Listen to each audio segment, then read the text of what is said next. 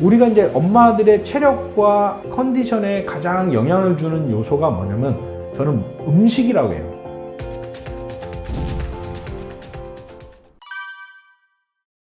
엄마들이 양육 철학을 배워야 됩니다. 이제 첫 번째는 자녀 영양 철학을 배워야 됩니다. 두 번째는 양육 스킬을 배워야 됩니다. 아이의 성장 단계에 따라 필요한 양육 스킬들이 있습니다.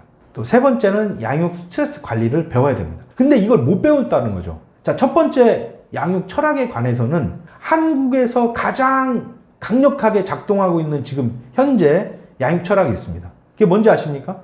옆집 엄마 따라하기 양육 철학입니다. 그런데 옆집 엄마 따라하면 다 망합니다. 지금 옆집 엄마 따라해서 문제입니다. 자, 엄마들이 주로 자녀 양육에 대한 정보, 자녀 교육에 대한 정보를 어디서 얻습니까? 다 옆집 엄마들에서 얻어요. 내 아이는 다를 수가 있어요. 그리고 내 상황은 다를 수가 있어요. 아이의 기질, 특성, 성장 단계, 주어진 상황, 아이의 컨디션, 또 엄마의 상황, 컨디션, 기질, 이게 다 달라요. 그래서 옆집 엄마 따라하면 망하는 거예요.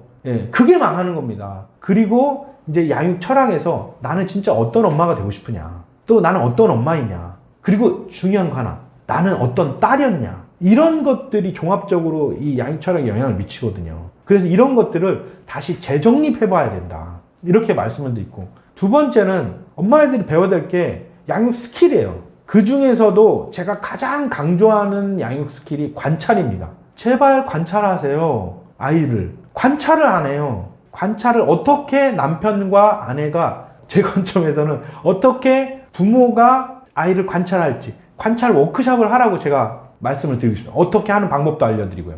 일단 부모가 관찰해야 되고, 두 번째가 중요한 게 경청해야 됩니다. 제가 부모 교육을 하면서 부모님들의 가장 강조하는 것들이 있습니다. 제발 좀 2분만 아이 눈을 바라보고 집중해서 경청해 주세요. 대부분의 엄마들이 깜짝 놀랍니다. 왜? 이렇게 안 하시거든요. 2분만 집중해도 아이의 얼굴 표정이 달라지고 아이가 얼마나 사랑스러운 눈으로 나 자신을 엄마를 바라보는지 그것들을 발견하시라는 거예요. 그리고 그때 그렇게 했을 때 어떤 변화가 일어나는지를 찾아보세요. 또 세 번째는 아이 메시지 스킬입니다. 아이 메시지라고 하니까 어떤 엄마가 저한테 그러시더라고요. 아이 메시지가 아이에게 하는 메시지인가요? 물론 맞죠. 아이 메시지는 아이에게 하는 메시지입니다. 그런데 진짜 아이 메시지는 나, 아이, 영어로 우리 아이죠. 아이, 내가 주어가 되는 메시지입니다. 이거를 어떻게 효과적으로 하느냐. 부모가 자녀 양육하는데 가장 중요한 스킬이 있습니다. 누구의 문제인지 분별하는 스킬이에요. 그러니까 이게 만약에 부모 자신이 해결해야 될 문제야, 또 이 문제는 아이가 해결해야 될 문제야, 이걸 분별을 못해요. 지금 분별을 못하니까 부모가 해결해야 될 문제를 아이에게 전가시키고 아이가 해결해야 될 문제를 부모가 떠맡고, 이런 현상이 있어요. 그래서 저희가 부모 교육을 하면서 가장 중요한 스킬을, 누구의 문제인지 분별하는 스킬을 가르치거든요. 근데 이것만 해도 문제의 70, 80%가 해결이 됩니다. 그리고 이게 안 되면, 아이의 문제인지 부모의 문제인지 분별이 안 되면 결국은 헐크맘이 되고 아이와 정서적으로 건강하지 못한 관계가 일어납니다.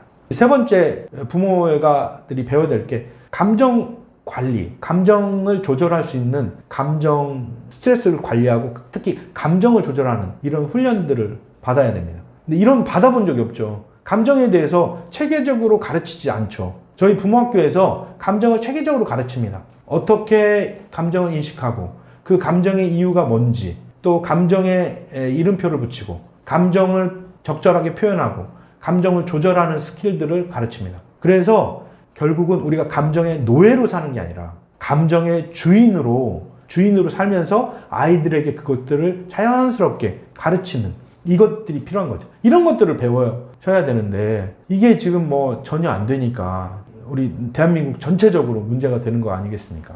이런 것들을 제대로 배우지 못하니까 양육 철학이 제대로 없어서 옆집 엄마 따라하고, 양육 스킬이 없으니까 아이들을 어떻게 다뤄야 될지 모르게 당황스럽고, 또 아이들은 성장하는데 거기 제대로 코칭이나 지원을 제대로 못하고, 어떻게 자녀 양육 스트레스를 관리해야 될지 모르고 감정을 조절하지 못하니까 정서적으로 건강하지 못한 문제들이 발생하고, 그래서 이제 이런 것들에 대해서 이제 제대로 배울 때 정서적으로 건강한 부모가 되는 거죠. 그게 정서적으로 건강한 아이로 되는 겁니다. 우리가 정서적으로 건강한 사람이 부모 역할, 엄마 역할을 할 때 정서적으로 건강한 부모가 되고 정서적으로 건강한 아이가 키울 수 있게 영향을 주는 겁니다.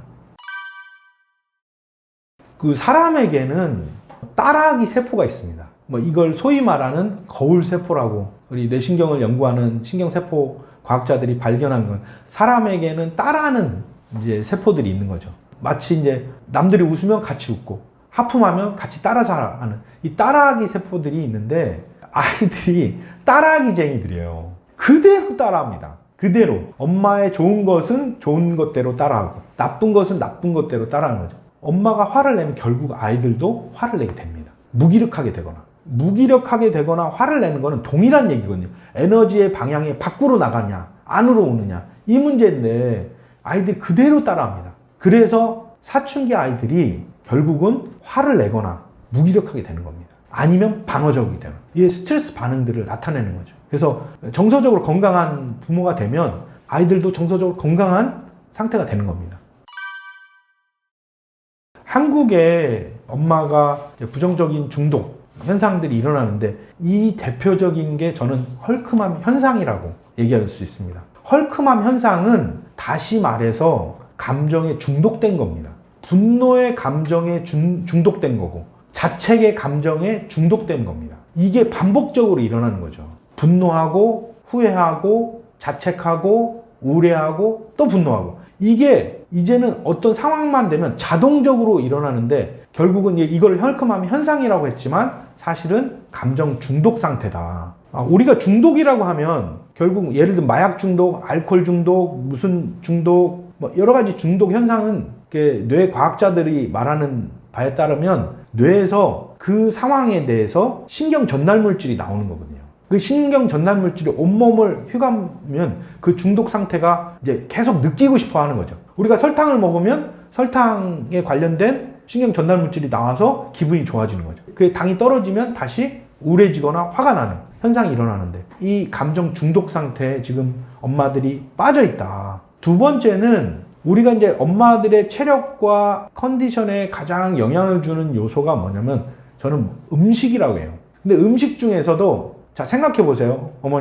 어머니들이 아이를 낳고 제대로 영양을 섭취하셨나요? 균형 있는 영양 관리를 하셨나요? 안 하셨죠. 그때 먹은 게 뭐예요? 결국 달달한 카라멜 마키아토, 김밥, 탄수화물 음식들 이런 것들만 섭취하셨죠. 왜? 시간이 없고 빨리 이제 먹어야 되고 그 당시에는 순간적으로 기분을 끌어올리고 체력을 컨디션을 회복시켜 주는 것 같으니까 그렇게 했는데 결국 그 탄수화물에 중독된 거죠. 그래서 탄수화물에 중독되면 어떤 문제가 발생하냐면 혈당 스파이크가 일어납니다. 혈당 스파이크가 일어났다가 혈당이 떨어지는 때 그 떨어지는 단계에서 혈당이 저하되는 단계에서 우울감도 나타나고 분노도 나타나고 피로감도 나타납니다. 여러분 많이 경험하셨어요. 거의 혈당 스파이크 현상들에 대한 부작용들이 여러분 헐크맘을 겪는 분들은 대부분 그 부작용을 겪고 있습니다. 그래서 일단 체력을 관리하세요. 혈당 스파이크 중독, 혈당 중독, 당 중독 여기에서 지금 엄마들이 계신 겁니다. 여기서 벗어나셔야 됩니다.